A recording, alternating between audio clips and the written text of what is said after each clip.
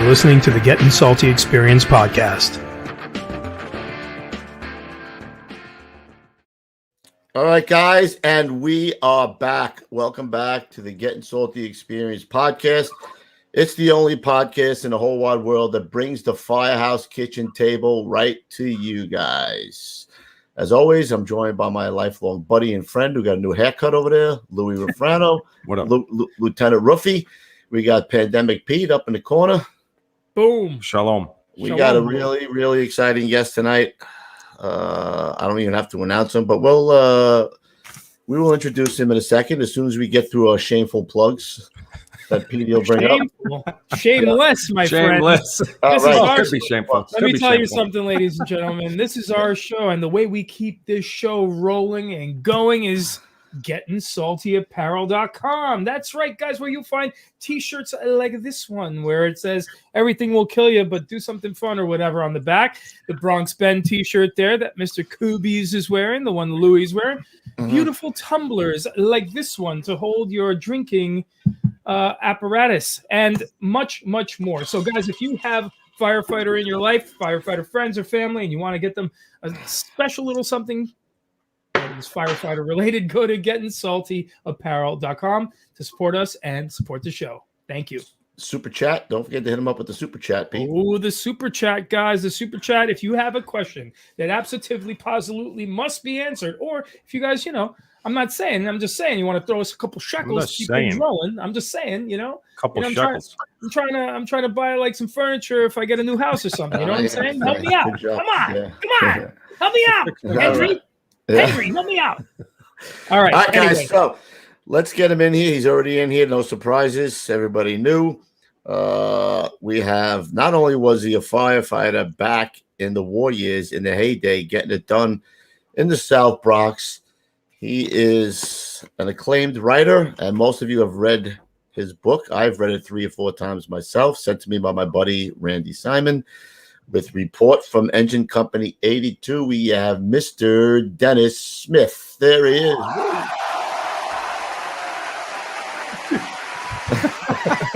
We got a chuckle out of him finally.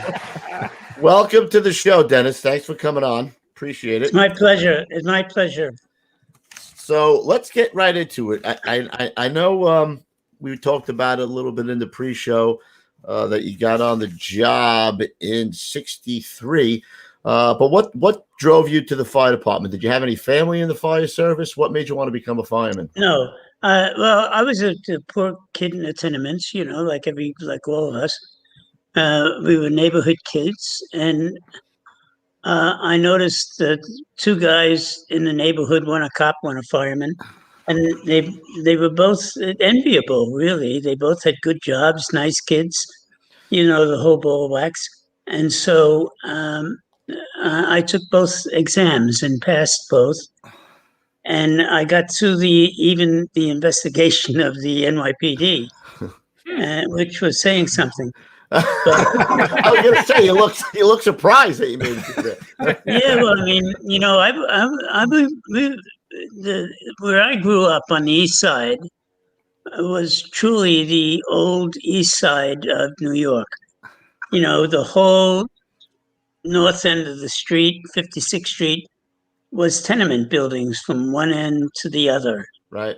And except that you got toward the end of the block, they went from 5 stories to 3 stories. And there was a lot of crooked things going on. But I always felt that 2 things saved my life. And the first was my dear old ma, my mother, and who was a single mom, and she worked hard bringing up my brother and me. And the other was Kips Bay Boys and Girls Club. It wasn't a girls club then; it was just Boys Club on 52nd Street. I was on the board of Boys and Girls Clubs of America for a long, long time. It's a great organization, and it was a life send to me because it got me into that building, doing things like swimming and playing basketball and ping pong, and keeping you off the street. Kept you off the street. is absolutely off the street. So anyway, that was the neighborhood, and that's where I come from. And so when I got to be 20 years old, I decided that I would take both tests. And in those days, they give a new test every year, you know. So I took both tests, passed both tests, and it's just a matter of accident, truly, and good fortune that the FDNY called me first. Right. So you got called in, let's say, 1963. You said, and you went to Engine 292 with Rescue 4 over on Queens Boulevard out of Proby School, correct? I guess you really didn't know anybody back then, so they sent you over Yeah, to but 292. it was a nice firehouse. I liked it. I enjoyed it. Right. But and I was working for a master's degree, and I took my time. Right. And I got the master's degree, and then I decided I wanted a more active company. So Engine 82 at that time was at the top of the list. Is that how you picked them? You just picked them by who was the busiest? You didn't know anything about the firehouse? You just... I had no idea Really? about the firehouse.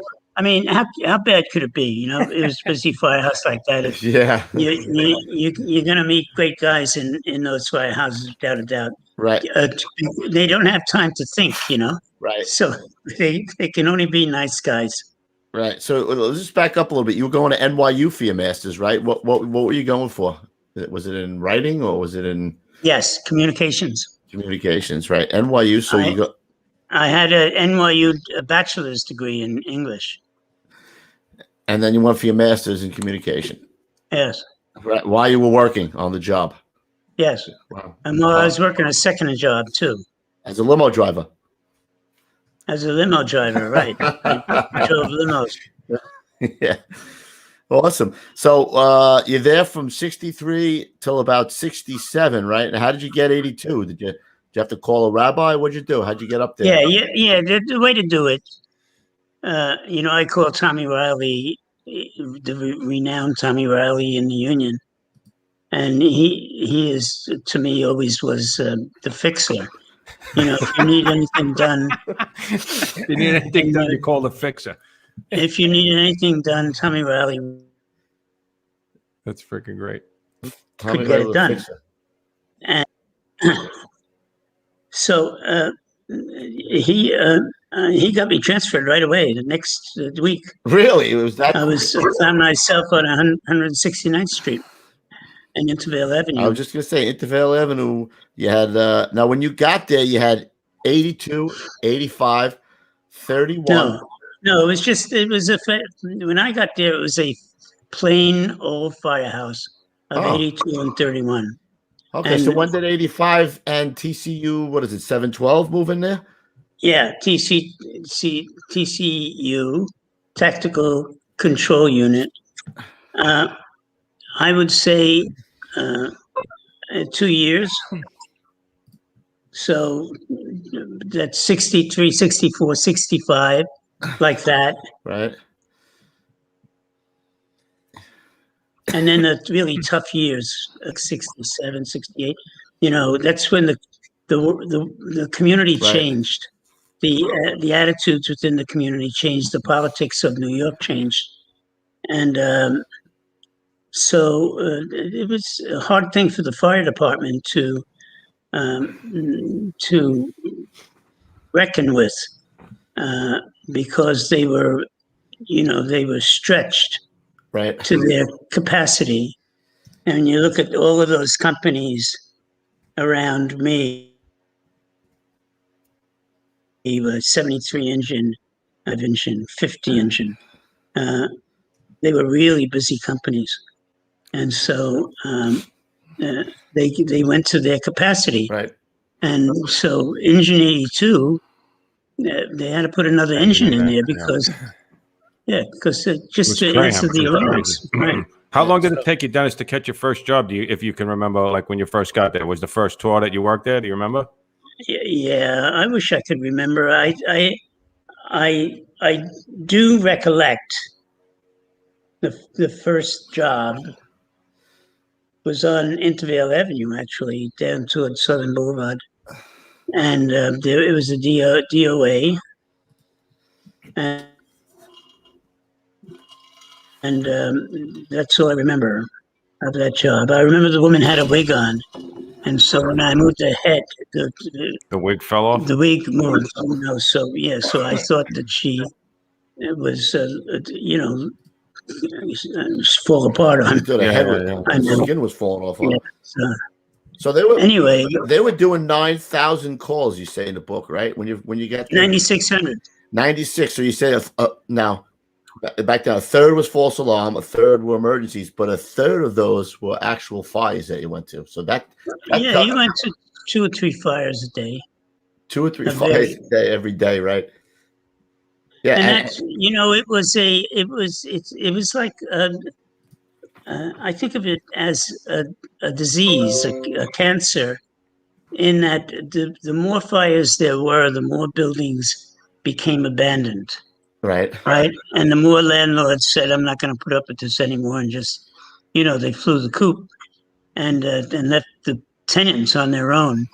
And so the tenants had a hard time. And as soon as a vacant apartment went vacant, it caused and another empty apartment caused more fires. Right. And because they always used those vacant apartments and then set fire to them. So it was dangerous for the people living in the building, but it grew. And, 2 weeks from then, or 3 weeks, there'd be another apartment go, another. And then so all of a sudden the whole building was vacant. So like you said, it's like a cancer. It was just spreading. Just like a cancer. And it wasn't unheard of that you would go back sometimes to the same apartment multiple times, right? If it wasn't uncommon for you to go back to the same apartment or the same building multiple times, correct? Oh, yeah, very, very common. 2743 was the box at Charlotte 170, and just like remembering your Social Security. You could that number kept coming up over and over and over again, right? Yeah. I mean, we went there 3 or 4 times a night anyway, and so and the kids in the neighborhood who were impolite, they couldn't pass by a fire alarm box without reaching up and pulling it down. Impolite. That's a good word. Yeah. Impolite. Right. Yeah. Yeah. So you're on 1213 Intervale Avenue, right? Engine 82 and 31, and then later on 85 and TCU 712. I want to ask you. Firehouse. It was just Charlie McCarthy died last week. Yes. His funeral was last week. I couldn't go because I can't travel. But I really miss going there because I know I'd see everybody from 82 and 31. And it was reported then, and I watched the video. It was as big as a department funeral. I mean, there were hundreds of guys showed up. Yes. Yep. He was supposed to actually come on the show, Dennis. Like, right, Ruffy? You had him booked. Yeah, he was coming. He lived down in Florida. Well, he would have made you laugh anyway. Yeah. His son actually went down to Florida to do the logistics, to get to get him on the the camera and the computer and all that stuff. But because it was still COVID, the only place that they had the camera was in like a common area, so we weren't able to do it. So he had called me and told me that we won't be able to do it. But, during the summer, they would get together. He comes up here, I guess, to New York, and we would do it then. And unfortunately, he passed away. Yeah.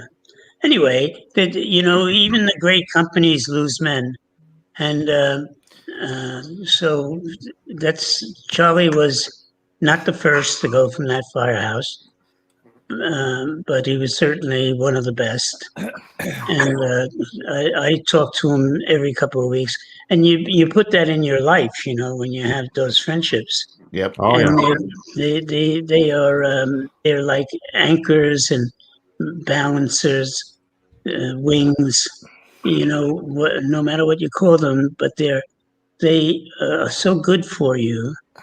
And it's one of the things I've always remembered because I have a degree in English literature, and so I read an awful lot of William Butler Yeats. But and he said, though you earn your shining days and voices among the praise, and new friends busy with your praise, think about old friends the most. For life's bitter tide will rise, your beauty will be lost for all eyes but these eyes. The point being simply that you never lose your old friends, even when you lose them. Yeah. Nice.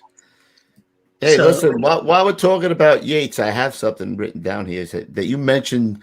You mentioned in your book when I believe it was Nick Rizzo got hit with the brick when he was riding the sideboard, right? Yes. So you referred back to Yeats, and you were talking about what can be done with. You talk about wise men and violence. You were talking about that in the book. Did we lose him? Oh, he's there. Yeah. Right. So you had said something in it that really. I mean, we're going to talk about it a little bit because you also got hit in the eye with a rock, right, while you were riding the back step. But something that you said in that book really stood out to me. It says, what can be done with people who throw bricks at the very men who are the most committed to protecting the lives of the brick throwers? So to me, when I read that, it's just right. It's ironic. Yeah, I mean, it really, these kids are throwing bricks and rocks and whatever at the very people who are coming to help them or save them, save their lives or save whatever it is. So when you mentioned Yeats, that you read Yeats in the book, you had wrote that, that you went up to your locker and you thumbed through a Yeats poem and you found out, the one they're talking about wise men and reverting to violence and stuff like that, because that's how you felt when your friend got hit in the chest with a brick riding the sideboard of the rig. Yeah, it was a dangerous neighborhood. We had a bulletin board on the place in the firehouse at the entrance. It's still there, going into 82 engine. And it's maybe 6 inches thick.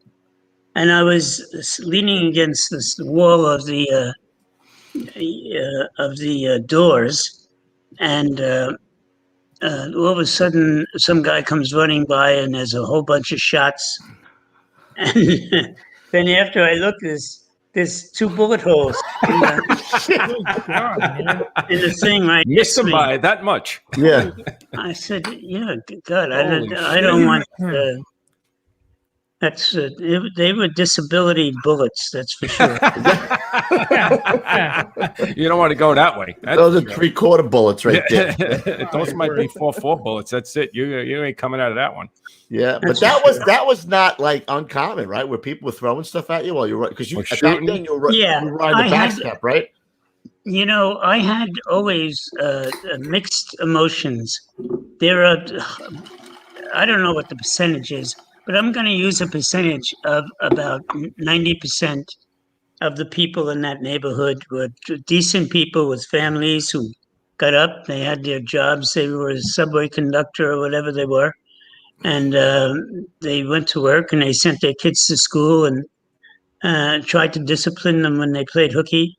Right. But that 10% was enough people to create havoc in that neighborhood. Right. And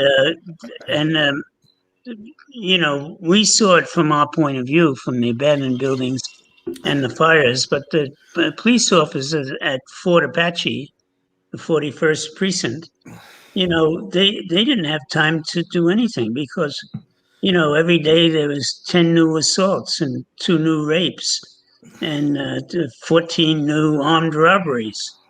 So it kept building and building and building. but then there were not more cops and more cops and more cops. They had to deal with everything. So it was hard all around. But especially if you want me to continue that sentence, it was hard all around us, but especially for those hardworking, decent people. Yeah. I would say that was the same in East New York, Dennis, in Brooklyn. Was the same thing. Every time you would go to a house, you would always, a lot of times you would find good people who just were, down. They were just getting beat down from the percentage of people. I would think it was more than 10%, but the people who were running the neighborhood, right? They were running the neighborhood, whether it was a gang or just, however it works out. It just those are the people that really run the neighborhoods, and that's what makes everything go to crap. Yeah, but I felt about the fire department then, as I feel now, that it is a crucial service. You can't do without it.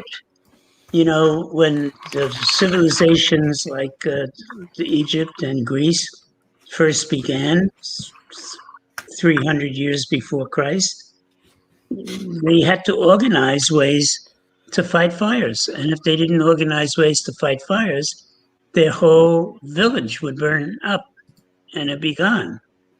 And so that's what they did. That's the birth of the volunteer fire department. And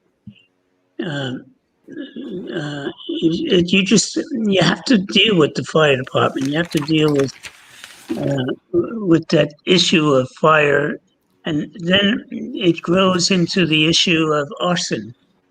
When all of a sudden there's a buck to be made because all of those buildings that went vacant in the South Bronx, block after block after block of them,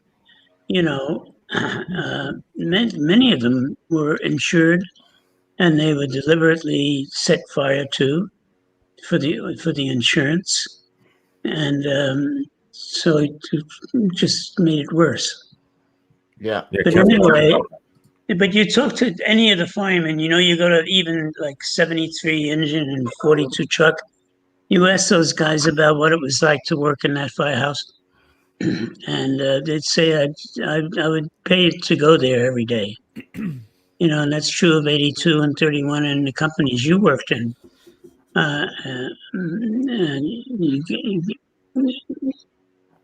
Every time I see the commissioner, Dan Nigro, if it wasn't a conflict of interest, I always want to, pay him $20 for giving me. Might need a zero at the end of that one, Dennis. I don't know. Maybe. Yeah, forgive me the greatest days of my life. We say that all the time, right? I would pay to do this job, right, Roof? Like when you're on vacation, you can't wait to get back to work. Yeah, that's true. So I was blessed that we all were blessed by being a part of FDNY. I get up in the morning, and one of the things I say now, I tell my children, look, I'm FDNY trained, and I can do anything. It's that simple. I like it. Yeah, I like it. And we don't often think about the things we learned in probie school or as probies in the firehouse. And, learning modesty, the greatest lesson you learn as a probie is modesty, right? Yep. You don't rise above your station, as they say. But I like that. That brings you right into the fold of that firehouse, And it's a great system, and it's been in place for a couple hundred years. Name some guys from there, Dennis, that stick out to you when you think of Engine 82 early on. Were the guys that helped you? All 31 truck. Yeah, all 31. Truck. Guys who you looked up to initially when you were young. Well, like Vinnie Bolin, or do you remember Vinnie Bolin, anybody? No. He was an officer in the UFOA, but he was a great fireman. Tommy Anello, Billy O'Mara, Louis Andrade. It's a dangerous environment when you start naming people's names. You're gonna forget somebody. Dennis, the names that you used in the book, were those real names like Vinnie Royce? They were very close. Like Charlie McCarthy was McCarty. McCarty, right? And Vinnie Royce and Lieutenant Welsh, they were like close or? Yeah, Vinnie Joyce and Lieutenant Welsh.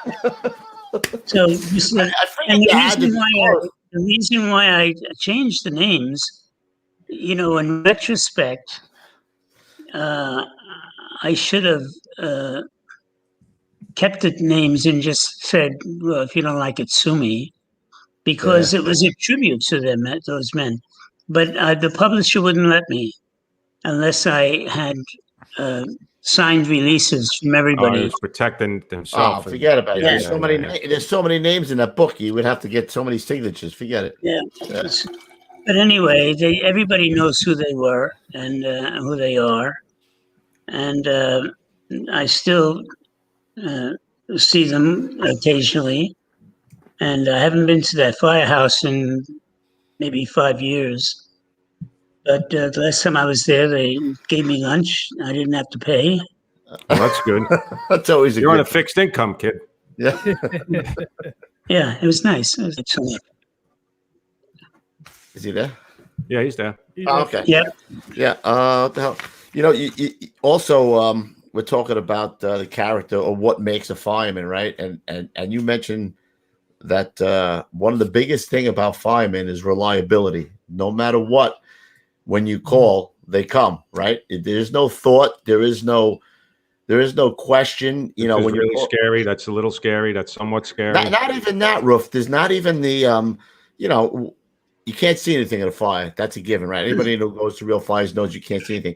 So you don't know what the sex is, the gender, the color, the race, the religion. You don't know any of that, right? You're just going based on the fact that you're reliable, and this is what you do. You're going to save people. It doesn't matter what they are, right? It's true, of course, that the firefighter has just he's mission oriented.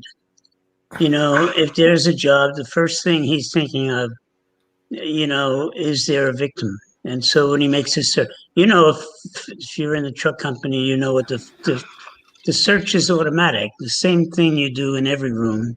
You know, go along one room, one next room, under the beds with your hook or your Halligan. What the thing is, you're thinking not, you know, is there an African American victim in this room? You just think, is there a person in this room, right, who maybe is at the last breath, and you got to get him if and you're very close to it. So you think of it as colorless. I mean, I think my own observations and my memories of the New York Fire Department was, I mean, there are sort of the guys that grew up in the tough neighborhoods and they have racial stereotypes and they think of it in that way as a stereotype, and you know, but I think that's part of the past. You know, I don't think that exists anymore. And yeah, firefighters are. I mean, I wish I can get everybody to go to a firehouse picnic. You know, because then you'd see these kids, you know, these little ones, and you'd see how they act with their mother and father. You know, and you see the kids, the little boys, put their hands on their hips, and they say no, and it's in their personality, and you say, "Oh, good for you, buddy." You're gonna grow up to be a big fireman. Yeah. Refrano. No, I won't do it. Yeah. Well, I never lose. You know, well, I can tell you, I go to Barbara Hill and Lee Ielpi give me dinner once a week. And I go there and you talk about being grounded. I get great meals. Doesn't cost a penny, and and a great conversation about the job. So once a week, I have this really deep conversation about jobs. And of course, Lee, I ask you too, so he knows what it's like to be in a job. And I'm sure if he's watching this, he's waiting for what he's going to say something now about the difference in quantity and quality. The difference in the quality and quantity of fire. Oh yeah, yeah. And but he's a fireman's fireman. Oh, no doubt. We're trying to get him. We're going to get him, hopefully. Now we got the in with Dennis. We plant the little bird, and Dennis is here. Hey, get Lee on the show. No, he'd be a great guest for you. Yeah. And so anyway, the thing is that's good for me. It gives me a time to keep my thoughts alive about how important FDNY is in my life still. And continues to be every time I sit down with Lee Iopi. I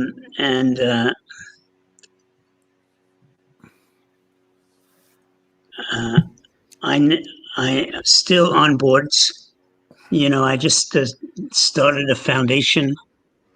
I haven't launched it yet, but you will be the first to know. Yeah, we'll get it out. We'll get it out there for you. We'll spread the word. I started a foundation for firefighters, police officers, and registered nurses. I'll tell you why I did that. It's based on the Honor Emergency Fund of FDNY. That was a fund. So you probably don't even know much about it, right? You don't hear much about the Honor Emergency Fund, but they're always there for the firemen. If you need something, if you get stuck, whatever your personal story is, the Honor Emergency Fund has got their ears open and they'll listen to you. Now, that was founded in 1922. Oh, wow. I didn't know it was that old. I've heard about it in the past. For guys, they'll use it for guys who are really in a jam with medical bills or something. So it's 100 years old. Wow. And it's some guy, a deep pockets citizen of New York, loved the fire department.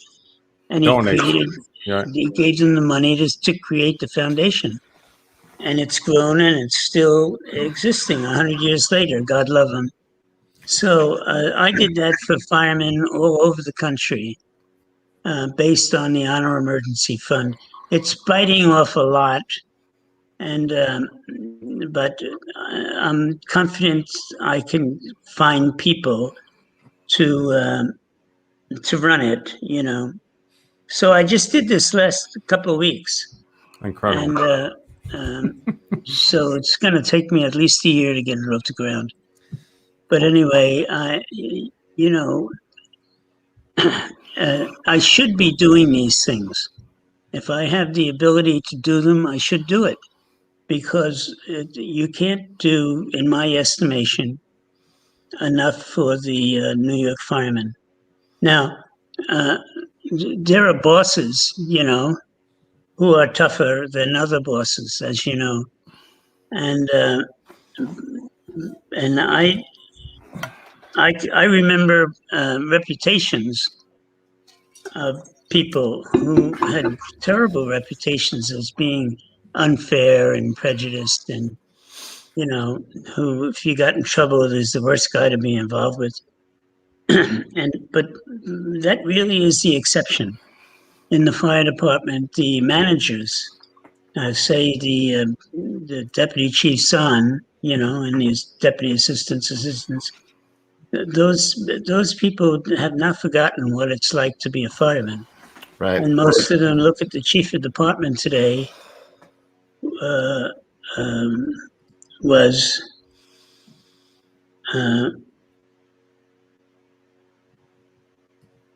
I'm just got to think of his name. Hold on. Richardson? I was just writing about him recently. Yeah. John T. Richardson. He was Captain of Rescue too. So these guys know what it's like. some of them spent all their time in the beach, with their feet in the sand, studying for the captain's exam. Well, that's okay, but That's all right. But a lot of them spent their time in the busy companies, and to them, it was the accumulation of this fire experience that will make them a good boss. Right. And that's why Richardson is the chief of department today. Yeah, no doubt about it, and he's the best. So, yeah, he's a great guy too. Well, that's the same thing in the military, Dennis. Right? Those guys who were generals, and they come. Some became presidents. Some, those guys are always going to be leaders, right? And if you're in the trenches, people definitely give you more respect. There's no doubt about that. Yeah, I love the military. I tell you, it was the best thing that ever happened to me. It gave me a new kind of discipline in my own life, with a focused discipline where there was no excuse. You had to be there, Yeah, hell yeah. You had to be there. 0900, you got to be in that line. And I love that discipline in my life, and it taught me quite a lot. Yeah. You worked with probably some World War II vets, right? When you were on the job?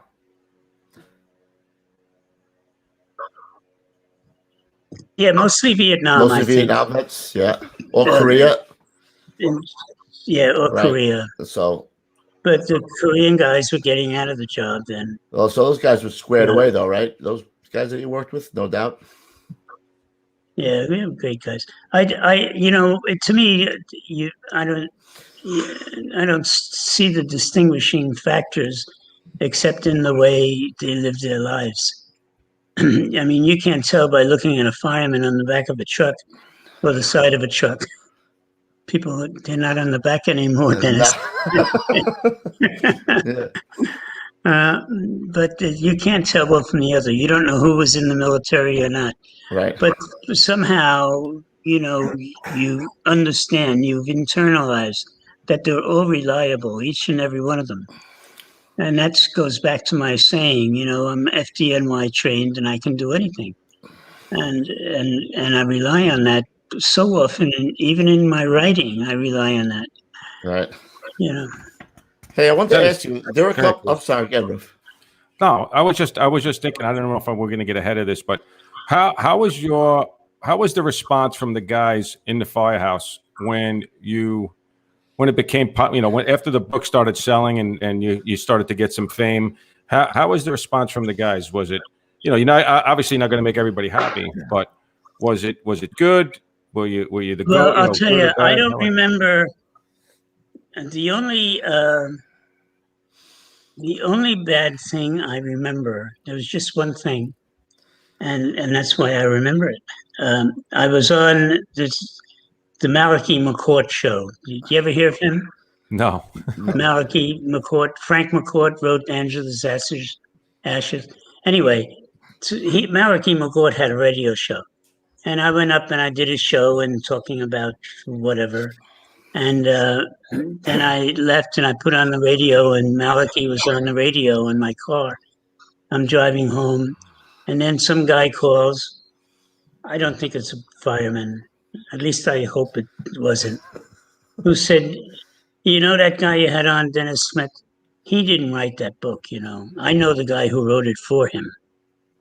And Malachi says, "Oh, is that right?" He says, "Absolutely, I was there. He didn't write that book. I know who wrote it." And, I wanted to screech on the brakes and reach for my shotgun. But that's the only bad thing that ever happened to me. The firemen were all pretty good. They recognized that this was a very big event to have a book high up on the bestsellers list for so long. Yeah. And I didn't think that it was enough because I had these 2 degrees and I did nothing but study all my life. So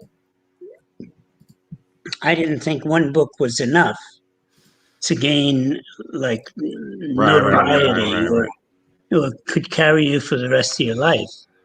and it's not. I mean, I know it's not. I'd like when I've written 18 now, working on my 18th book. Wow. So I just feel that's what I do. I'm a writer, so I have an idea and I write a book. You know, one of the most pleasant experiences I've had, I went out to live in San Francisco for 6 months, and I wrote a book called San Francisco is Burning about the 1906 earthquake and fire. It was the biggest fire in American history, you know, still. Over 3,000 buildings burned. So, but I loved it because San Francisco was such a socially elite city. You know, it had all these private clubs and all of that. And then it gave me an opportunity to write about the Silver Kings and the Gold Kings and all of that stuff. And lo and behold, no matter how big you get in life, you know, your building is going to burn down. Yeah. Nice. I like it. Yeah. Let me ask you a question. What was the precipice to this writing this book? What brought it about? Did somebody approach you, or you had this in mind that you were going to write this book? Yeah, no, they approached me. I'll tell you why. It goes back to, we were talking about William Butler Yeats. I'm writing about this now too. Joyce Carol Oates is a very prominent American writer. I know her, she's a very nice woman. And she said, she wrote in the New York Times Book Review that William Butler Yeats had transcended his Irishness and that he was truly a universal poet. Well, I thought that was, there's a word in Irish called blather, B-L-A-T-H-E-R. And I thought that was a lot of blather. And so I wrote. What would you call it in Italian? Oh, yeah. Wait a minute, I know the answer to that. A fangul. So anyway,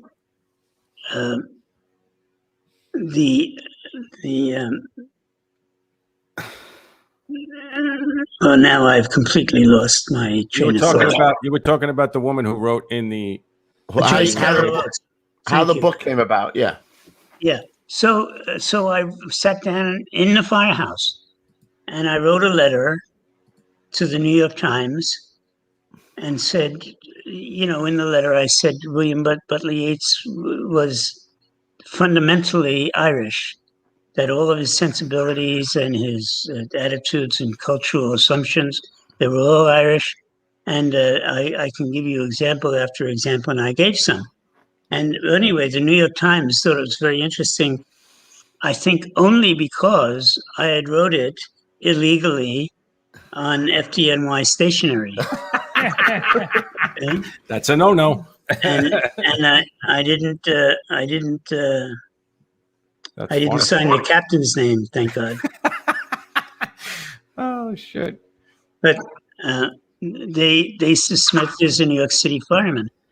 And so I got a letter from a publishing company, E.P. Dutton, who said, have you ever considered writing a book? You know, I mean, this is a fireman who had this knowledge, specialized knowledge in Irish poetry, you know. Mm-hmm. And this was a fireman who could put more than two sentences together, and they were like, "I got it." It was a kind of a reverse snobbery, if you wanted to, you know. And I like it. So I don't care. It goes back to my my saying. I'm FDNY trained. I can put up with anything, you know. You get people from the New York Times who I don't think are much good at anything that they do, you know. But I can put up with it, and it doesn't bother me. Yeah, put those guys in the firehouse kitchen, see how they do, right? They'll be crying like babies. Yeah, well, listen, you can talk about Julius Caesar in the firehouse kitchen, or Alexander the Great, and there's somebody sitting down in that kitchen and say, "Yeah, but can you make a flat?" See, making the back room. That's right. Really make the last room. That's it. And so, what can you do? That's the way it is. Yeah, But that's what's great about the fire department. Oh Yeah, man, is it? Yeah. that's the best part. Yeah. So what I wanted to ask you too is a couple of times in the book you mentioned it seems like the control man and the doorman were the only guys who took the mask. That the nozzle man and the backup went in first without the mask, and then the two guys behind him came in with masks. Is that how it worked back then? Pretty much. I had to be careful about that because, quite frankly, I used to think then, if you run the knob in a job and, this is a blowback, a ceiling came down or a wall fell over or whatever the story is, you say to yourself, this is a very dangerous job. And we make it even more dangerous by not adhering to the safety regs, Yeah. And so we never wore a mask because, like real men don't eat quiche. You know what I mean? If you're a real man, No doubt. if you're a real man, if you're a real man, you don't need a mask. Right. Yeah. And so then the idea of taking a beating, put that in quotes, taking a beating. That's what we said. Taking a beating became the requirement for your work, and you did it willingly, and and you were willing to sit in the hallway later on with your coat over your shoulders and your helmet on your. And the snot pouring out of your nose. Yeah, absolutely. So that was a piece of the universe. Not all fires were like that, of course. Some fires are easy enough. But you learn as a probie in that if you have at least an experienced guy with you, it doesn't matter a busy company or not. If you got an experienced guy with you and he cares about you and wants you to learn, you'll learn very fast that a food in the stove can be as snotty, Nasty, as an all hands fire. Yeah, no doubt about that. So, what was the purpose of the other two guys taking the mask then? Well, I think that I wanted to show that somebody was paying attention. All right, I got it. Well, if the other guys got jammed up and they couldn't, whatever, then the two other guys would be behind them to back them up. I felt that you needed somebody there with a mask, just because if you didn't, I think there's a good chance that people would never believe anything you said. For instance, we had a guy. We're not naming names in this show, right? So You can name. I know I can, but I wouldn't do this to a guy. But we had a guy come into the firehouse and transferred. He was lifted. So that was in those days. Yeah, that was in those days when if you lift somebody into the busiest company in New York, you got to be a really bad boy. Push him right out of the job. Yeah, he came. I liked him, actually. He had a great personality. But he announced one night in the kitchen, which is the center of democracy for the fire department. Exactly. He said one night, I put out 26 rooms of fire by myself with 1 3/4 line. 26 rooms. So we thought that was outrageous enough to organize a lynching. So we threw a rope around him and tied him up, and then then pulled him up the pole hole. And then, Dumped a bucket of water on him. no, the hose. Oh.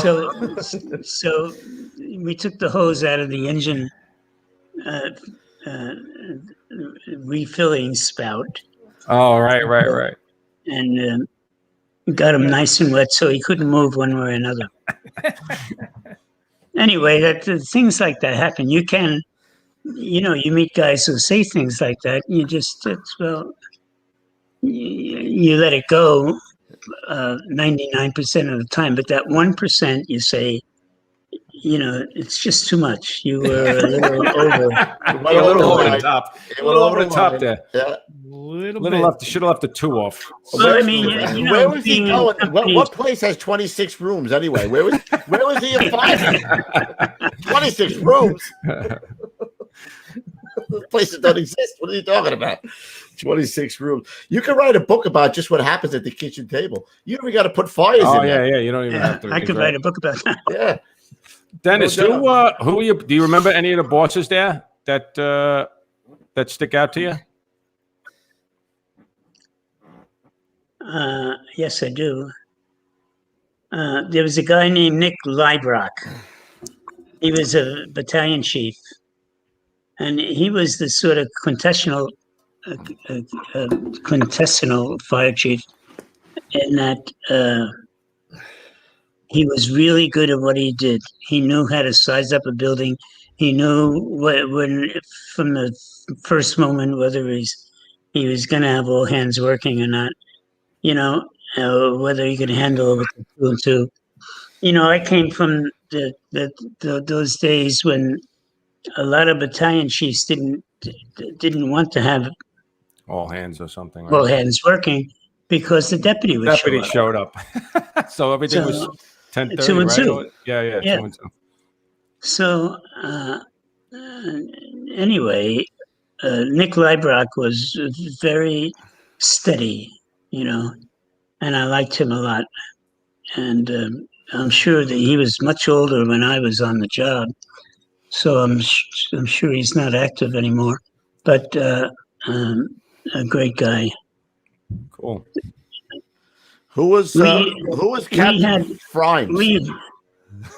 There's a photograph of me, and I didn't know how to send you photographs. I don't know how to lift photographs out of a website and send them.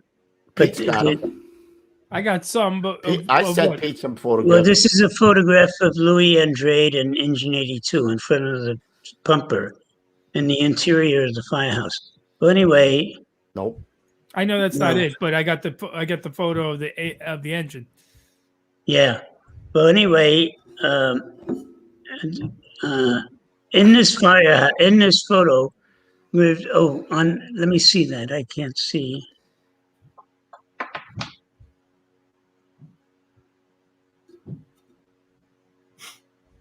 Look at those buildings in the back.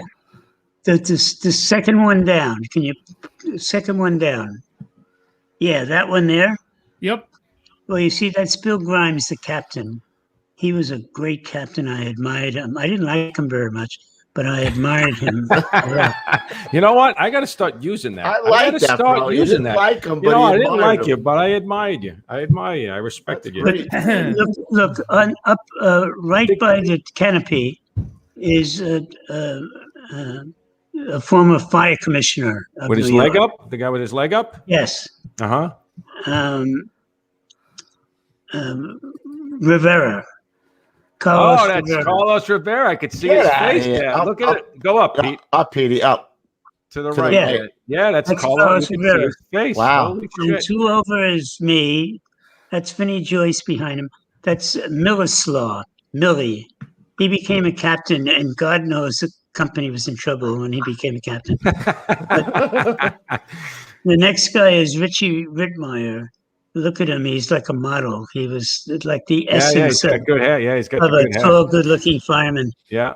And then down below, there's Mickey May, who was the president of the union. Yeah. The 4th guy in. Yeah. And Hey, Rook, Vinnie Bowen, there's Vinnie no cab Bowen- on that rig. Vinnie Bowen always says about this photograph that he was driving. Heh. So, God rest his soul. Vinnie Bowen's another one of the greats. That's a great picture. What Yeah. street? What street was it on? It's got cobblestones. The Intervale Avenue had Intervale Avenue. cobblestones. Ah, Yeah. I gotcha. Hey, my street had cobblestones when I was a kid, Pete. Oh, really? Yep. Huh? And so How was somebody it, in the Kev? neighborhood How was it recognized working you with? could How was it sell 'em, working with the right? plug uglies, Kev? What was that, Dennis? I said until the cobblestones were there until somebody recognized that a junkyard will give you $4 each. Yeah, piece. Oh, Yeah. no kidding. They started Really? pulling them out of the ground. Yeah. Yep. Look at that That's- picture of 82. Go back to that one on the top picture, PD. Look at the buildings in the back. Yeah. Oh, Lord. It looks like the windows are all smoke stained. What? Mm-hmm. And they're all vacant. Look at all the windows. They're all vacant. Yeah. That's what I'm talking about. Yep. What the hell? And they were in good shape, those buildings. Dennis, how was the rapid water? I swear to God, you had to mix the rapid water with but I never had a can of rapid water in my life ever. So I don't even know how it worked. Yeah. I bet you 25 guys would probably say that. Oh my God. Yeah. It was that was an additive that they added, right? To make the water slip through the hose faster, right? Or something Well, like it made the water more efficient, they Right. said. Right, Yeah, right, it's supposed to cut down on friction. Yeah. right. Yeah, but I didn't think that it made any difference to the No. fire. You got a cool flame on the door. That was cool. Yeah. You know what I wanted to ask you a little bit about, Dennis, was we had talked about this in an older show where we thought that what made the Warriors so busy, and we talked to Joe Carney, you probably know Joe, and it was a perfect storm of the landlords getting all this insurance money. As long as they paid their premiums, they could put whatever they wanted the building to be worth. If the building was worth $500,000, they could put $5 million as long as they were paying their premium. The programs that the city was running, as far as if you burnt yourself out of your apartment, you got put to the top of the list for government subsidized housing, and also basically, we threw around the idea that maybe that the city was somehow partially to blame or negligent in the fact that they wanted the city to burn down to rebuild. Well, that was Bobby Wagner's proposal. And he even said it in a speech one night, that there was a sort of a planned reduction of the city houses. And he knew that for every house, every building that burned down in the South Bronx, those 4 times, so say 24 or 34 families had to go somewhere. And so where they went was Mount Vernon or Yonkers, know? And so that was only good for New York City. And Bobby Wagner felt it was a good policy to let these fires burn. Right. And so that it was it was never in paper on writing. Right. But that was it was evidently the city's policy to have a planned burning of the city. Yeah, let it burn down. Let the people relocate, and we'll rebuild the city how we want to rebuild the city. And you're absolutely right what you said about the insurance. There were a lot of insurance scams that were built around these. Some of the buildings would maybe it was only 10% occupied building. 10%, 90% of the apartments were already burnt out. Mm-hmm. But still, the landlord, if he showed ownership of the building, he could say that it was 100% occupied. Right. Who was going to pay attention to it? Nobody. Right. You So know, that perfect storm is what really made those the warriors, right? Where you guys were just running from fire to fire to fire. Yeah. And well, just think about it. Think about your own experiences. You got to know the guys who were second and third due at jobs. Right. You got to know them as well as you know the guys in your own Yeah, firehouse you know what? That's if you see them all the time. because you see them all the time. Right. That's true. So let's talk about a little bit. We talked about it briefly in the pre-show. O'Hagan, he was the chief of department back then, right? John T. O'Hagan, Yeah. 38 years old. He was chief of department. Wow. And then he decided in a couple of years that he'd be a good commissioner. So he took both jobs. He was the first person ever to be both jobs. Dan Nigro, of course, was chief of department and commissioner, but not at the same time. Right. You know, he could have had it if he wanted it. I think people respected him enough. So, but O'Hagan was without a doubt a very smart guy. He wrote a good book, and whose title escapes me at the moment. But he, in that book, he talked about the danger of glass buildings, that the fire area, the confined spaces were not confined enough to call it a fire-safe environment. So, and he was very much against the building of the World Trade Center. Right. He wrote letters. He testified, and he was against it. He said this building is not safe. He was right, evidently. That's right. Yeah. So what is the story with him? Like, it really depends on who you talk to. Great guy, innovator, not a great guy. So, I mean, was he just a polarizing type of guy, or?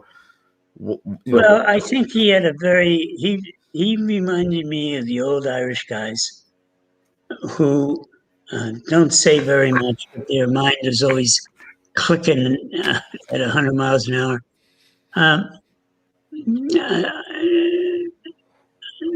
John O'Hagan, I think he was very definitely mindful of everything in the fire department.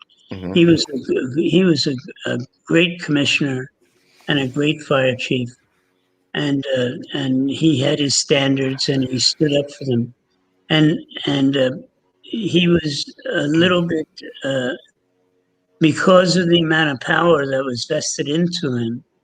He was a little bit arrogant, and it's an easy thing to be arrogant in the fire department.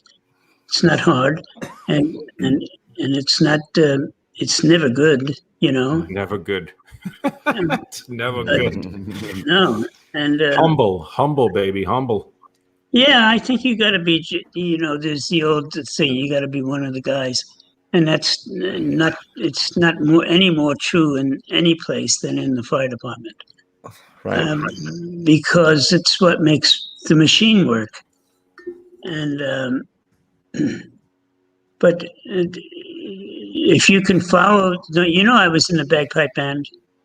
I did. No, I didn't know that. No. Well, I was on the Ed Sullivan Show. Right after from back here. Here he is. Right after the Beatles, we have the. No, it's true. Right after the Beatles, but we did FDNY. Jimmy McLaughlin was the bandmaster, and he died on St. Patrick's Day. God love him. That's that's the big guy, right? Yeah, the big guy in the front, and he. The night before, it's a Sunday night at Sullivan Show. The Saturday night before, he was working. I think he was in 48 truck. He was working, and he made a great grab. And Really? luckily, there was somebody from the Daily News who showed up at this job, and they had him with somebody. I don't remember the particulars, but Ed Sullivan put his picture in the news down on the screen, and everybody was applauding. It was great, That's great. Cool. But that's the fire department was best seen, I think, from the bagpipe band, because the bagpipe band, you couldn't do any bad, no evil. Yeah, no, yeah. Everybody. See if you can find that clip, Petey. Even today, they still, It's on YouTube. Great. They're great. They're a great Treehouse. representation of the fire department. They really are. Yeah. So I know it's on YouTube somewhere, the Ed Sullivan Show. That the FDNY was three times on the Ed Sullivan Show, really? Yeah. How long did you do that for, What Dennis? What year you said again? I have no idea. All right. Let's see Just if put I the can- How long did you FDNY do that band, for, Ed Dennis? Sullivan. But I mean, the band was on three times, not me. I was on once. Oh, You see, and but the one time I was on is on YouTube. we'll check it. And, We'll find it. I saw it once, but there are two other times on YouTube too, where I am not. Right. So anyway, If okay. but I used to go to those competitions with the firemen, with the band, and it was great. It was like being in the firehouse kitchen, except you were on a bus. No doubt. And it was Hey, listen, the firehouse kitchen table travels, bro. You know what I mean? Yeah, but it was We call that shenanigans, Dennis. That's you say at least in the firehouse you can go to another room. You can go to the apparatus store, Not on a bus. but on a bus you're stuck. Hey, Dennis. So in that era of the war years, all right, where you think that the city, because what they're doing, really at the end of the day, is putting firemen in harm's way by not by incentivizing people to burn themselves out, incentivizing landlords to collect insurance and stuff like that. Was there a chief that sticks out in your head that was like really for the guys, that was, that went to bat for the guys, that went against the system for the guys, that you can remember anyway?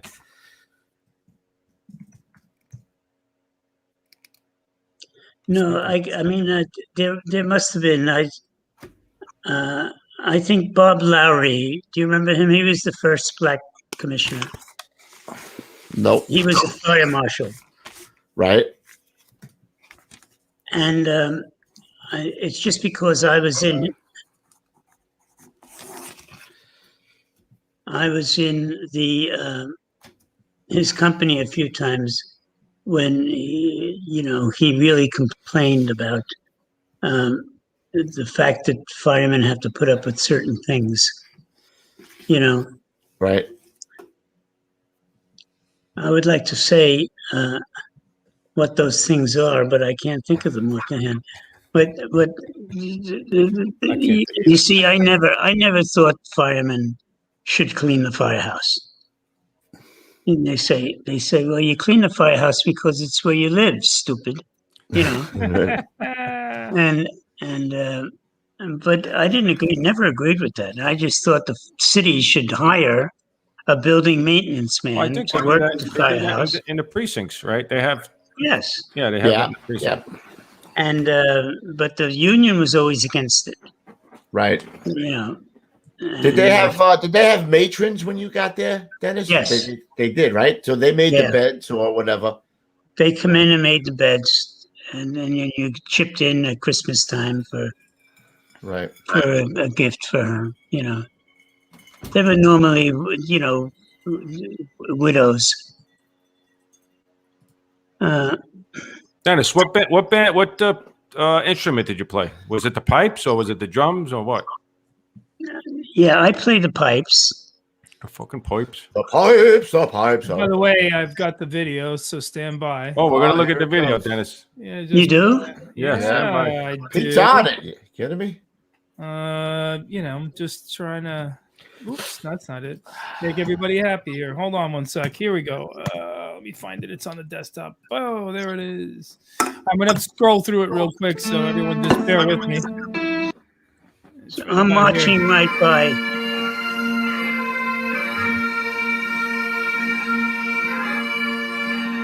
Were you guys drinking before this, Dennis? I hope so. I don't think that's it. All right, this is what they put up on the fans page. Yeah. All right, still looks good. I always like hearing the pipes. No, I never wore that kind of Garb? yarmulke, you know. Yarmulke. Well, there's that. 'Cause that's, Hey, see, that- the yarmulke. I found that on YouTube, but I didn't know if it was, and then they confirmed it on the fans page. So fans, get your act together. They got Those son of a guns. they did the wrong thing. You did. Yeah, I never had that uniform. That was after me. I got You know, when the band got richer, the uniforms got richer. When you made them popular, right, Dennis? Then they got, that's what But I happened. loved being with the band. They was awful fun time, and I got good at the bagpipes, quite frankly. The pipes. Do you still play? Yeah. Oh, nice. You got them there? Why don't you belt out a tune for us? No, I don't have them here, but I have this. His recorder. Here it comes. Hey, Pete, Shade 32 said, gave you a Ronald Reagan trust Trust but verify, Pete. Yeah. He gave you the Ronald Reagan. I no longer trust you drunks in the chat. I'm done. Really? You fat Really? page douchebags. Except for Ray Sealy. I trust him. I Oh, know there that he is. recorder. There it is. Belt something out for us, Dennis. Well, you don't This have is to hold called a chanter. Okay. I had one it. of Sounds those. like a Where'd duck mine call, go? Dennis. Where did mine go? I had one. Yeah. Where is yours? We need that for certain moments. I think my son took it. I don't know where he put it. By the way, Dennis, Ray Sealy from 292 says, "What's up, buddy?" Oh, good for him. That is a perfect response. My God.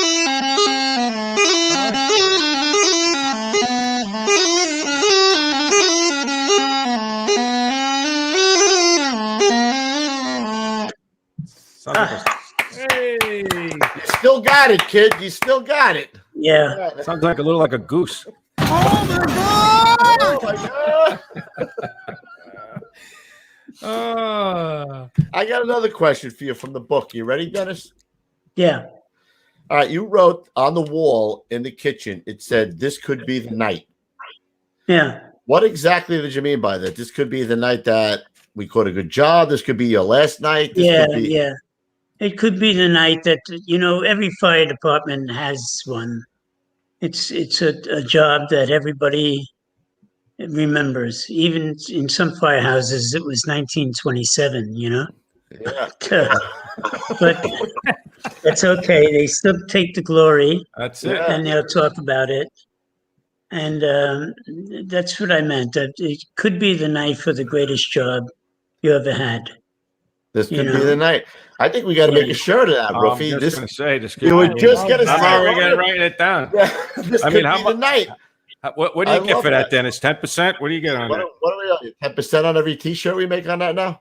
Yeah, no, you can have that rights to say that completely. All Oh, right. thank you. It's on video. We'll send you a mug.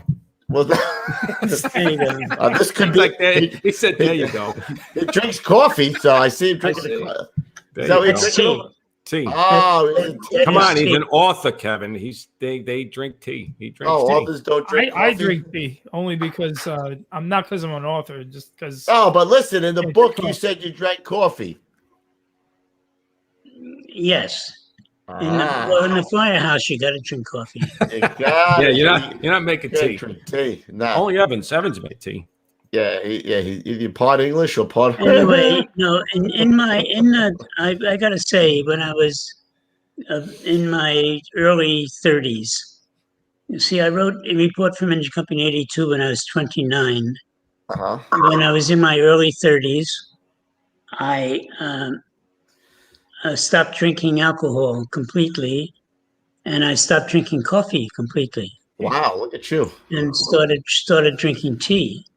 And it just made me healthier, you know.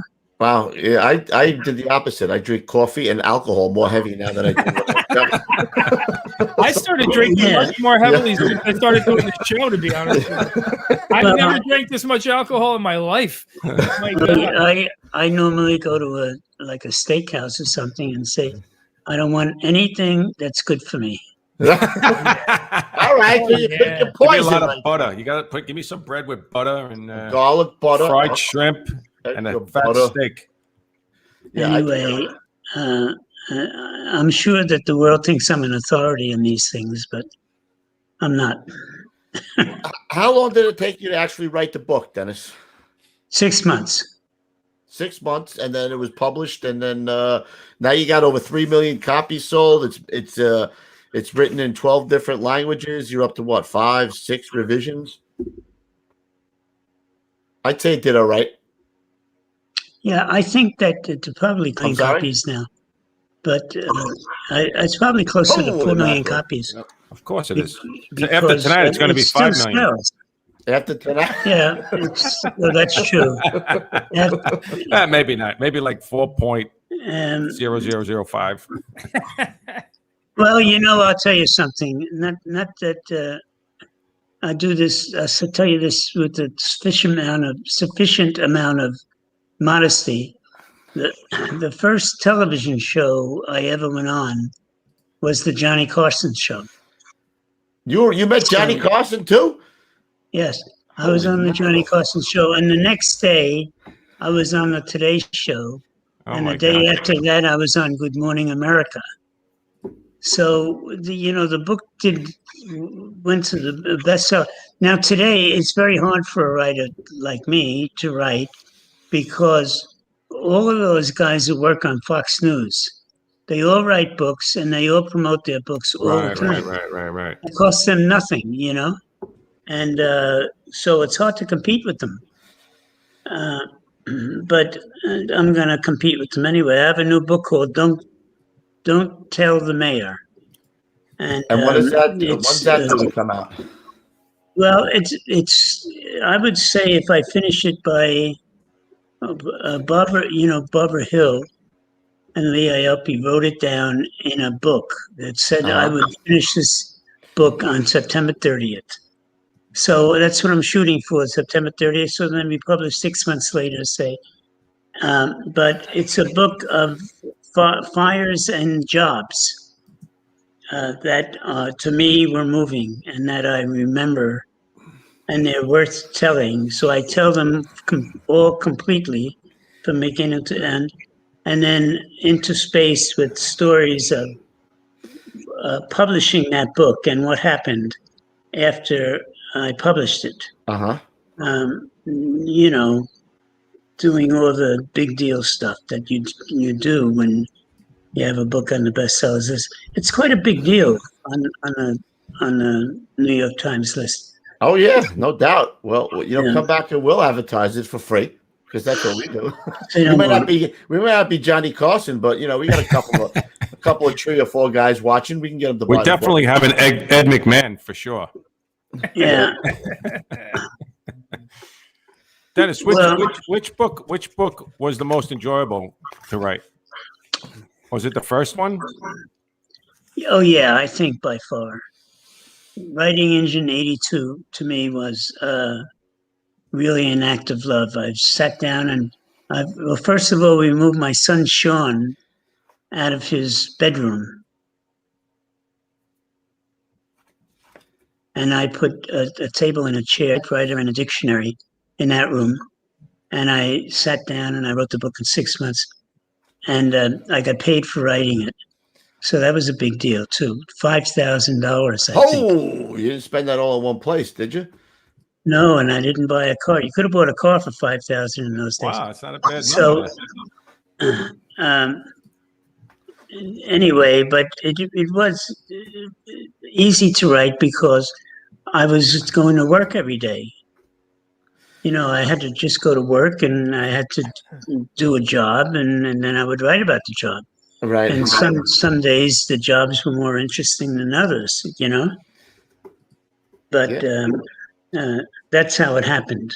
Did the guys know you were writing it as you were writing it, or was it a Yes. surprise? Yeah. Did. I Interesting. had a Yeah. question. I forget what the hell I was just going to ask you. How the hell they stay so good looking? That too. Yeah. Yeah. Yep. Where are my notes? Hold on a minute.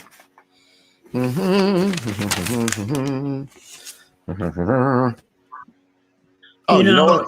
The other, I want one more quote that you had that really stood out to me is when you wrote that at any place anytime you look in the news or in a newspaper, any national disaster, whether it be, a hurricane, a fire, a plane crash, whatever it is, every photo and every paragraph written, there's always a firefighter mentioned in the story, which I thought was an excellent point, right? I mean, no matter what it is, no matter what takes place, the fire department's always there, right? No matter what natural disaster or man-made disaster, the fire department is always an integral part of helping people.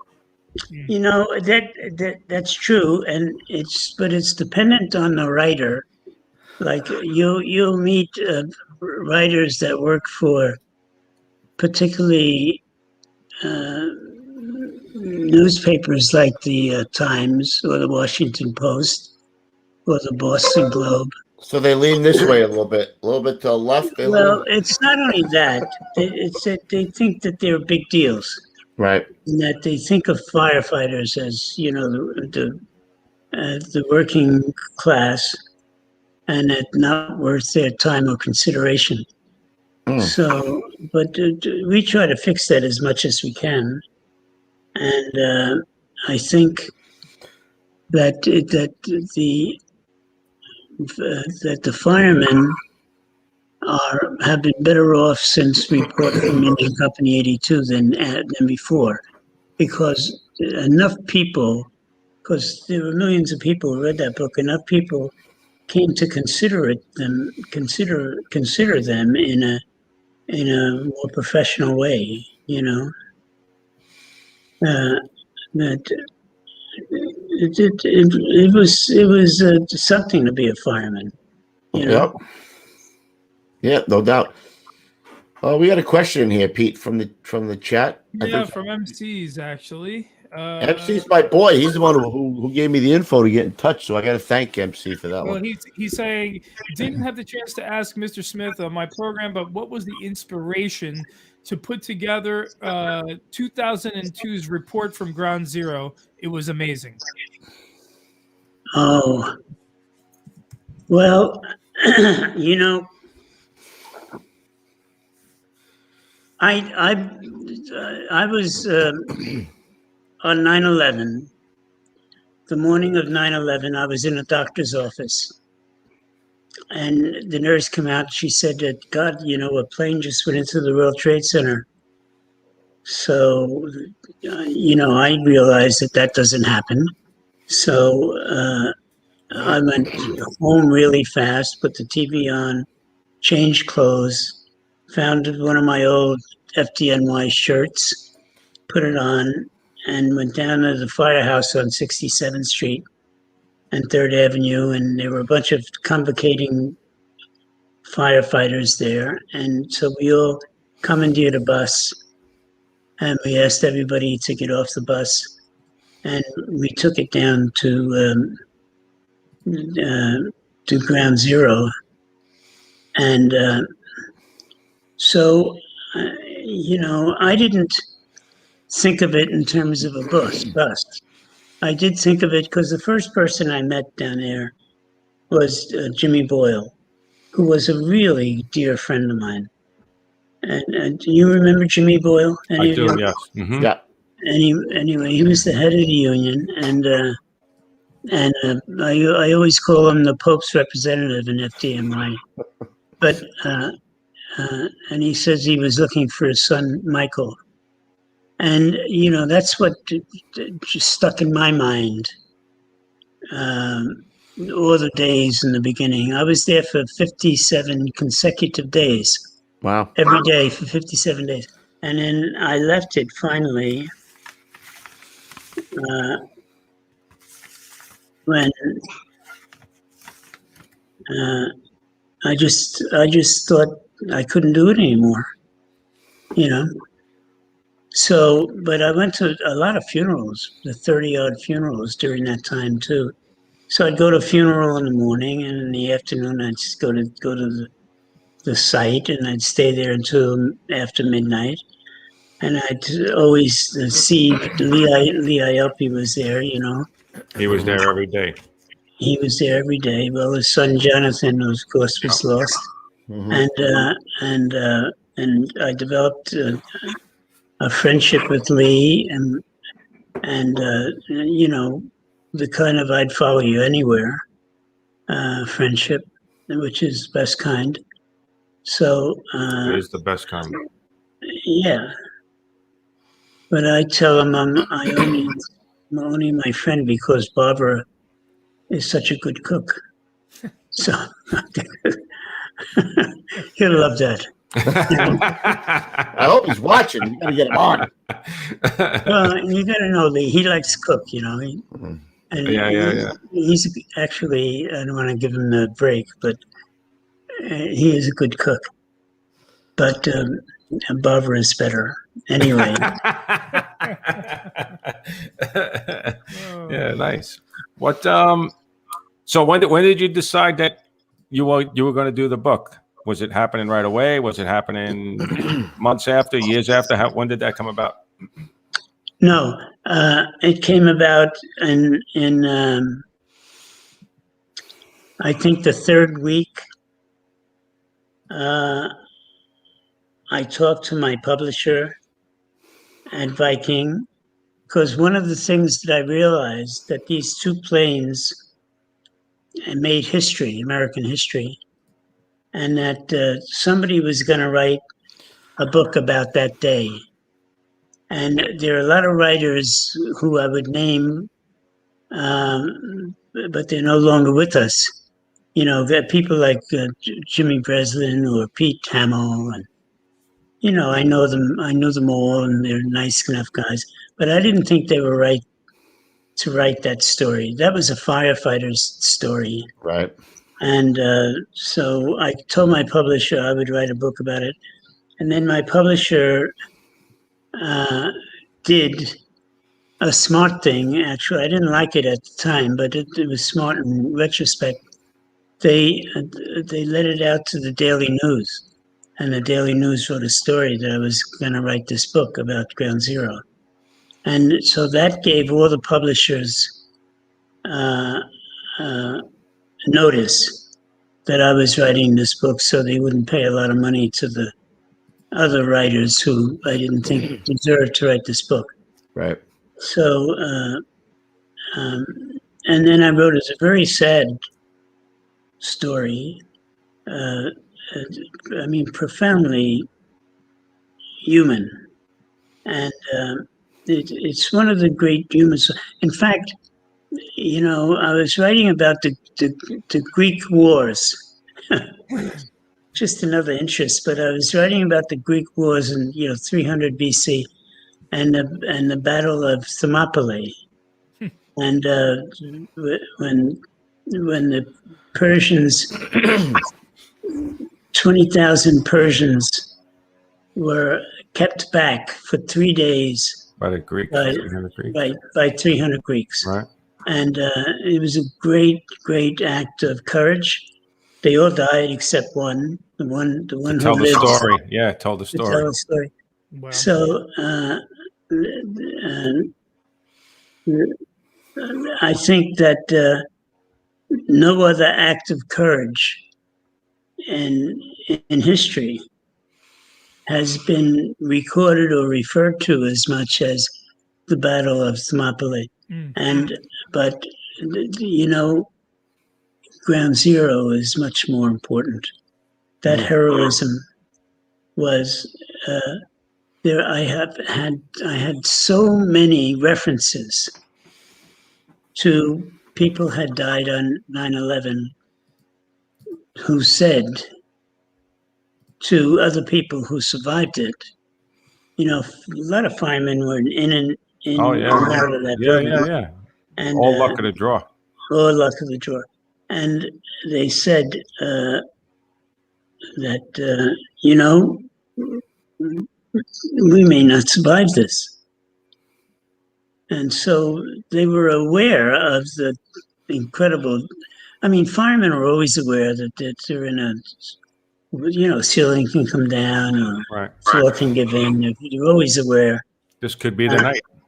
This could be the night. But here at the ground zero, you know, that kind of determination, carrying that hose up over your shoulder, up 60 stories, as you know, couple of firemen did. It's unbelievable what those firemen did and how they just did it. They knew what they had to do and they did it. The greatest rescue. Yeah. So that courage and heroism, I did not want anybody else to write that story except a person who would focus in on the firefighters the way I did with that book. You know? Dennis, you know what I wanted to ask you? I mean, it's obviously a sensitive subject, right? 9/11.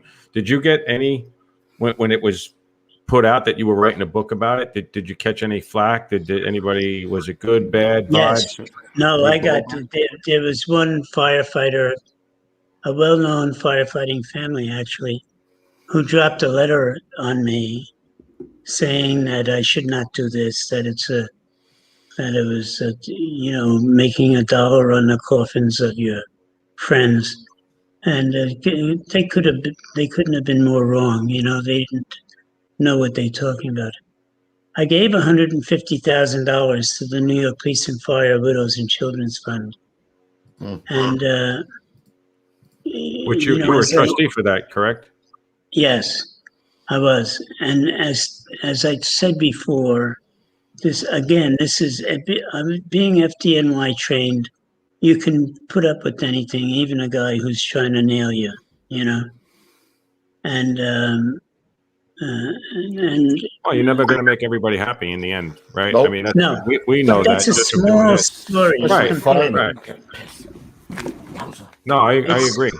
It's a small story, and compared to the immensity of 9/11 and the reverence that we all look at that history now. You know, it's 20 years, and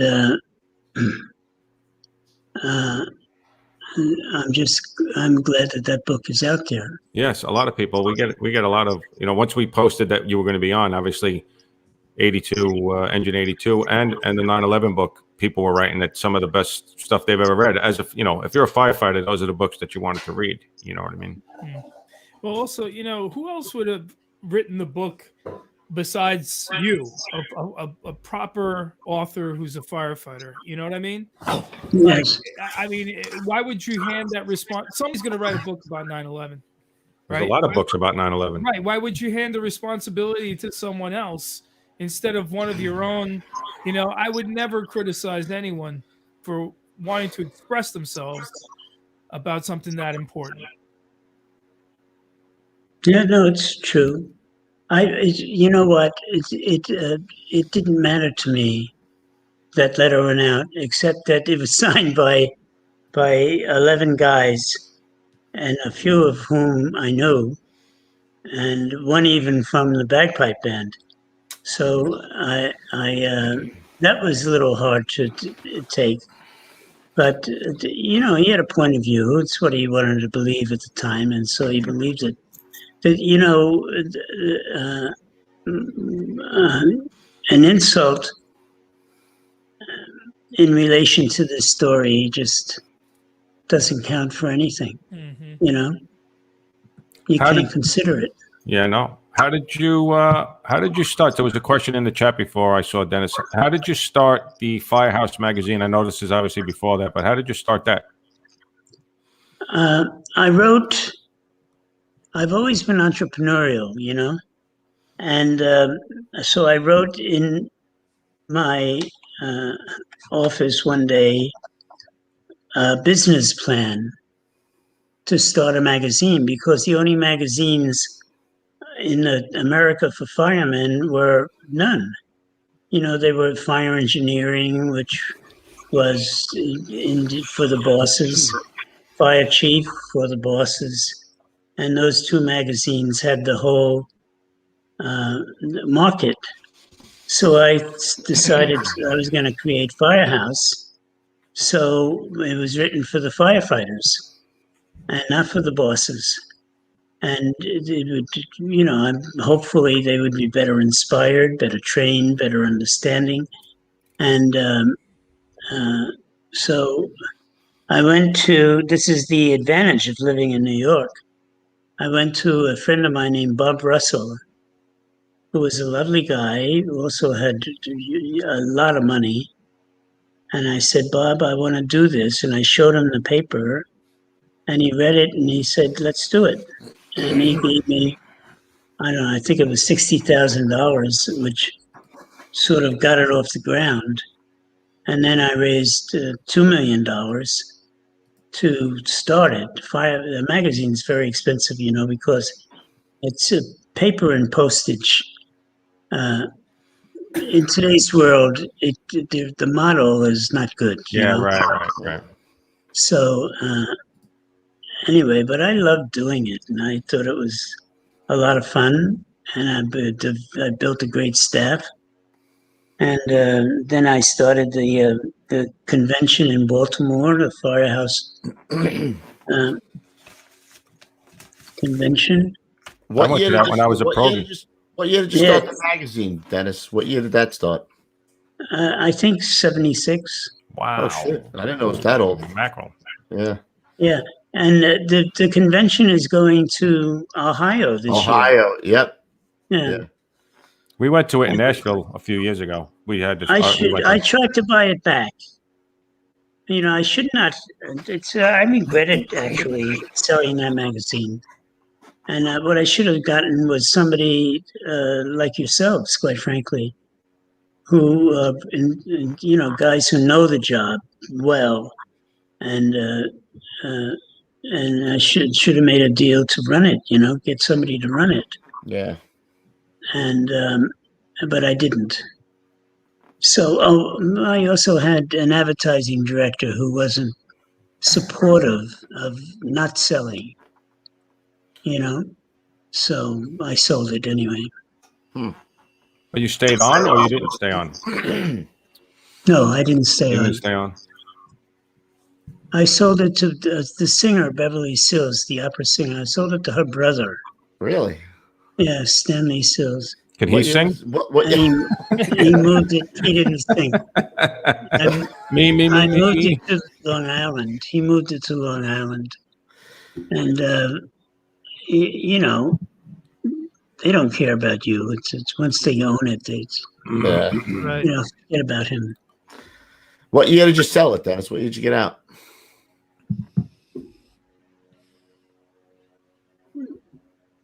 '90. I think I had it for 12 years. So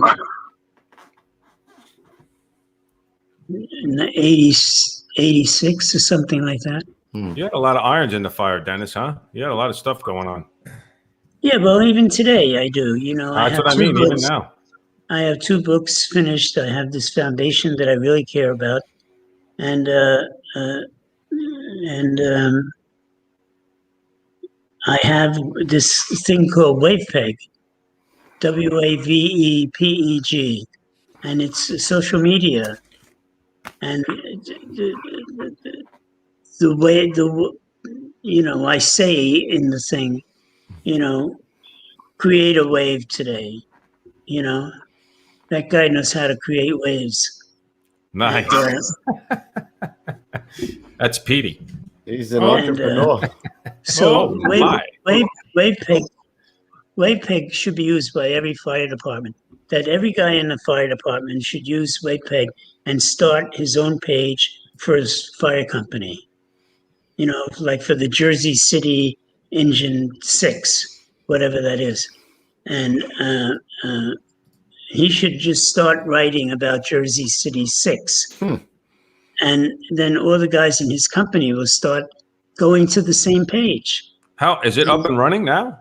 Yes. WavePeg. then- Did he put that up on the wavepeg.com? Yeah, I got you. Coming up. So anyway,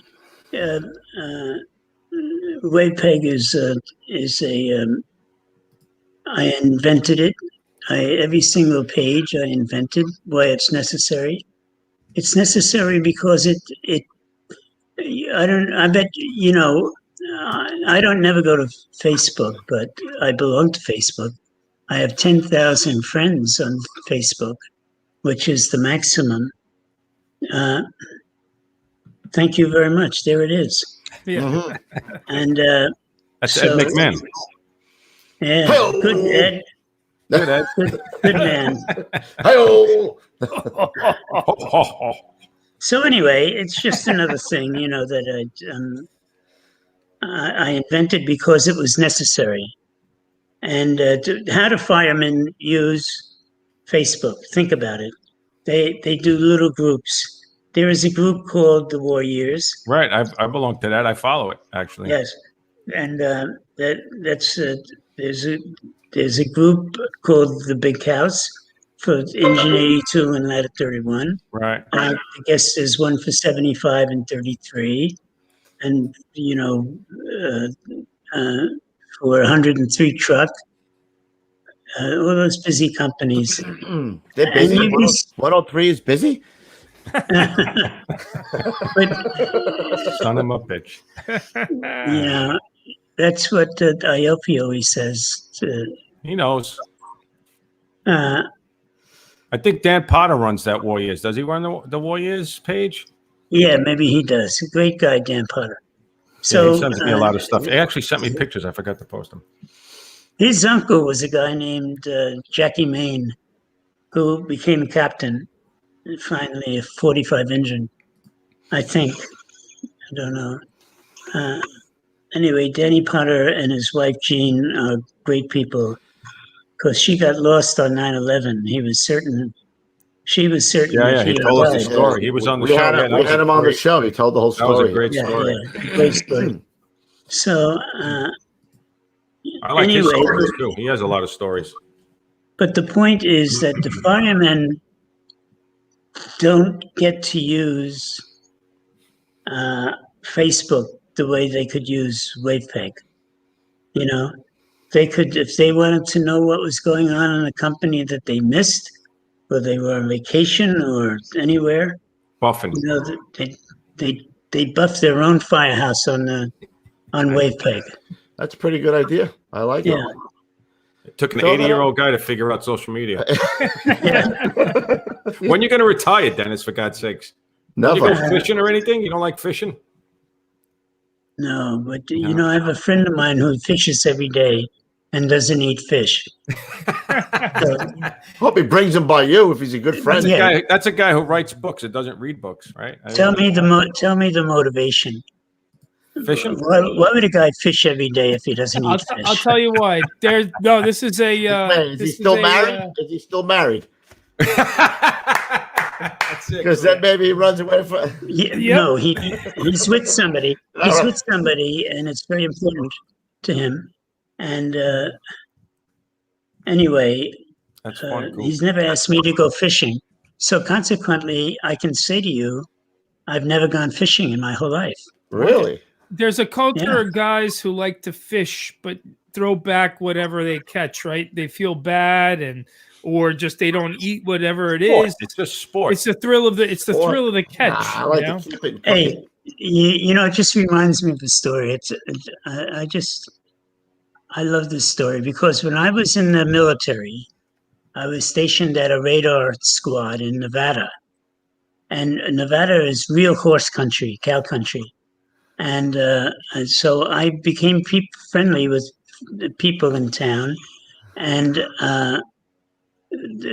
this guy said he kept horses. He had 3 horses, and he used to lend me one of his horses all the time. And he said, look, if you want to get a horse. You can keep it here. It'll be no problem. Just a little more hay, And I said, okay. So I called my mother up. There was a nice horse for sale. I could have gotten it for $250. So I called my mother up and I said, hey, Mom, I said, I need $250. Can you loan it to me? I can pay you back $10 a month for, 100 years. And she said, what do you need $250 for? I said, what do you want to, I said, I want to buy a horse. And she just sort of sighed and laughed. And she said, Dennis, she said, you're from 56th Street. People from 56th Street don't buy horses. People from 56th Street don't go fishing. So we started Firehorse Magazine. There you go. Let them alone. So, Right. They want to know what you do. A guy said, no fishing, no beer, no coffee. What the hell, man? He writes. That's what he does. He writes. That's his passion, writing. He creates. He's a creator. He's a creator. Who'd have thunk? I got an What idea. else? What idea do you got, fella? Is it that time? I know it's that time. Hold on a minute, Dennis. You ready for this? Yeah. I can tell. I can see it. I can see it. I love it. And with that, ladies and gentlemen, the man knows his cues. It's time for the old school tip of the day. The very subtle. It's on you now, sir. All right, Dennis, go ahead. Give it to us, kid.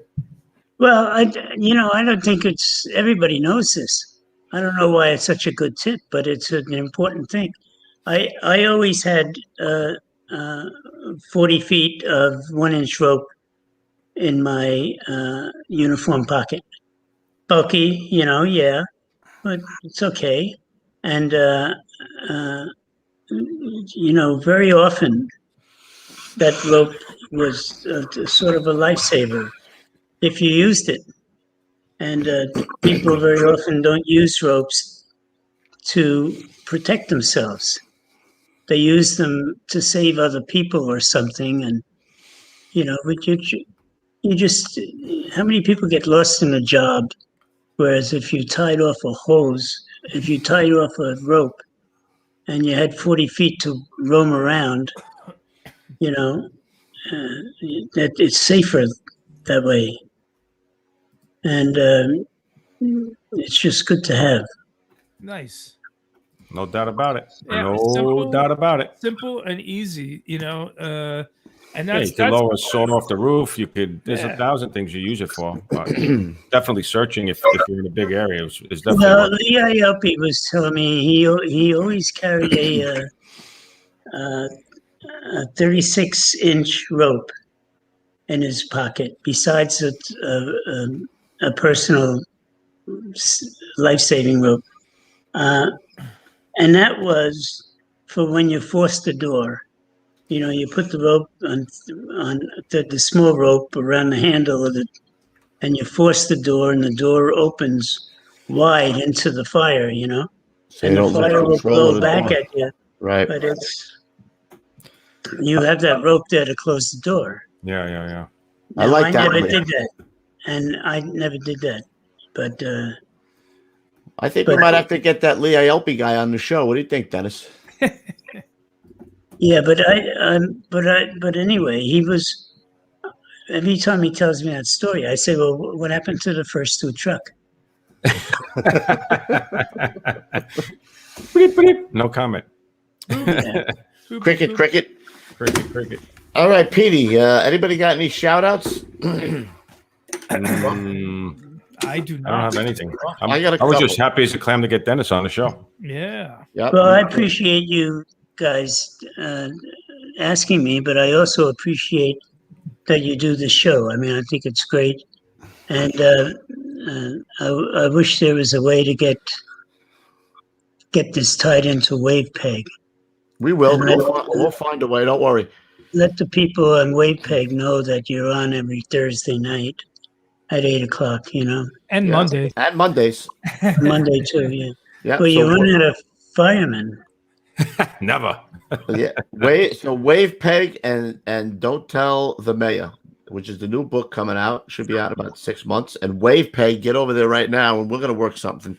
I'm sure we can find Dennis, a way. when the time comes when you're close to getting it out there, just get in touch with Kevin and we'll shoot it out for the peeps. We'll shoot it out to everybody. The book, yeah. Okay. Yeah, Very good. It's been a pleasure meeting you. Yep. Before we go, I want to give a shout out to the anniversary of Father's Day.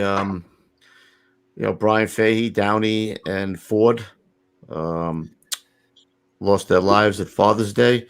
I was lucky enough. I was not one of them. I made it out.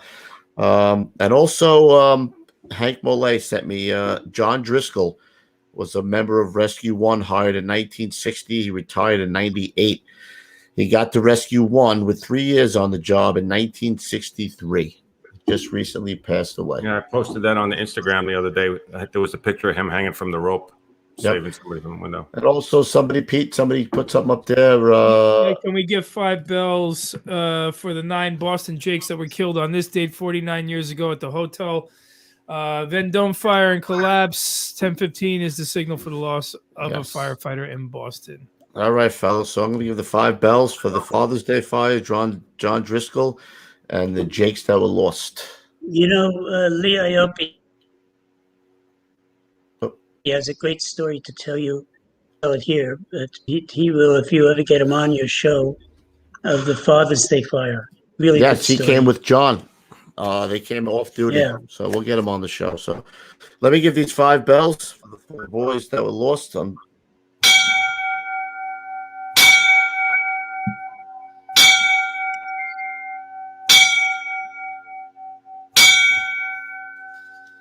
Rest in peace, brothers. Rest in peace. I just got an email from my nurse, Nurse Danae. She said, after this interview, you better start writing. I thought you were going to say it's time for bed. Get in bed. I thought she was going to say it's time for the sponge bath. I don't know. I wonder if I was wasting my time here or what. But anyway. Okay, I enjoyed it a lot. Dennis, thank you. Yeah, man. We'll be in touch, Dennis. We will. Take care. God bless. Be safe. Don't go anywhere yet, Dennis. Hold on. We're going to see you on the after show really quick, but Pete's going to take us out with the shameless plugs. Go ahead, Pete. Okay, Dennis, just hang in there for one more moment. Guys, go to iTunes, Podcast, Spotify, iHeartRadio, or wherever podcasts are found to listen to this on audio if you can't watch it. Also, guys, you're on youtube.com/Gettin Salty Experience. Make sure you like, subscribe, and share. That helps us out a ton. It tells YouTube you want to see more of us, and then we can produce more awesome content like we've been doing from the road. We got a banger coming out next week. Instagram, of course, we're on there at Salty Dog Inc. Great fire photos and all the last minute info of the show. Guys, GettinSaltyApparel.com. Guys, that's where you get all the coolest firefighter apparel and accessories, and it helps support the show. Thank you to everyone who was in the super chat tonight. I'm really always shocked that you guys choose to support us, and very grateful and thankful. If you have any questions, guys, shoot them to gettinsaltyexperience@gmail.com. If you have stuff for Cup of Joe and Fuego, you guys should know about that by now. Shoot it to koobspodcast@gmail.com. And guys, the Gettin Salty fans page, where you can find all kinds of false information about the Ed Sullivan show. You shoot right on over there, and they will give you all kinds of videos. They'll send you something you really don't want to look at. Just not the one you're looking for. And ladies and gentlemen, that is all the shameless plugs I had. I got one more. I'm sorry. I got one more shout out. I got John Davis from Charlotte Volunteer Fire Rescue Services, Inc. sent me, Pete, and Louie a care package. It's got real Vermont maple syrup. Ooh, nice. Oh, yeah, it's got some. It may never make it to your house, but it's got some chocolate from up there, and it's got a whole bunch of goodies in there. Thank you again. Thank you very much, John Davis from Charlotte Volunteer Fire really Rescue. Appreciate that. Yep, up in Vermont. All right, Dennis, just hang on there one more second. We're going to say goodnight, and then we'll say goodnight. We'll all right, be in fellas. the back. Yeah, we'll see you on Monday. Stay low and go. All right, we'll see you at the big one, everybody.